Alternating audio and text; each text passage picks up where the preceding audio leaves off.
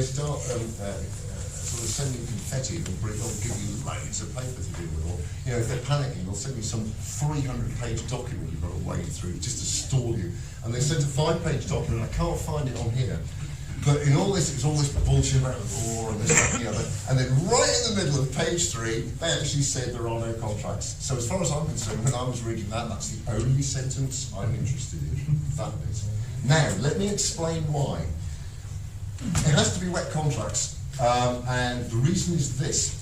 If they don't have a contract, and suppose you're lucky enough to go and buy an Aston Martin for 70 grand, and you go off to Elephant or Admiral or the same company and go, can you insure? And you go, yeah, sure. Tell you what, since it's an Aston, we're going to charge you £7,500 a year fully comp. You go, yeah, okay. So you sign and they give you an insurance thing back, and off you go. You're insured now. No, you're not. It has to be insured by wet contracts. So you're actually driving around uninsured unless you've got a wet contract. Okay, but the police are complicit in that because they know you're not insured. But they don't say you're not, because otherwise all the insurance companies go bust. And the reason they do this is this. Suppose you prang your Aston Martin, and you go, I'm terribly sorry, Admiral, I've just done, £35,000 worth of damage to the left-hand side of my car. And you make a claim, and they go, no, sorry, we're not paying it. And you go, you fucking hell, mate, I'm insured with you. And they take you to court.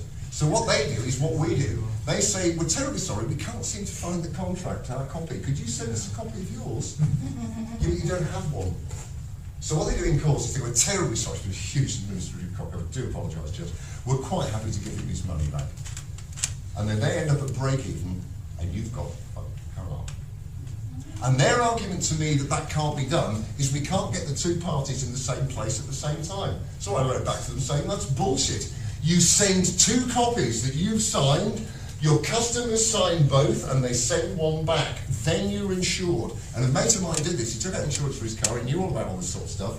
And it came up to their first payment, and he said, the first payment's due in about a week. I haven't got a contract yet.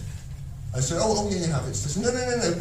It's one of 4 things in British law that has to be sold by wet contract because it's a liability. And if you don't give it me, I'm not going to pay you. Because you can't force me to pay you, because the contract doesn't exist yet. There is no commercial connection between him and them yet, because they haven't sold anything in law. So they were, and they sent it.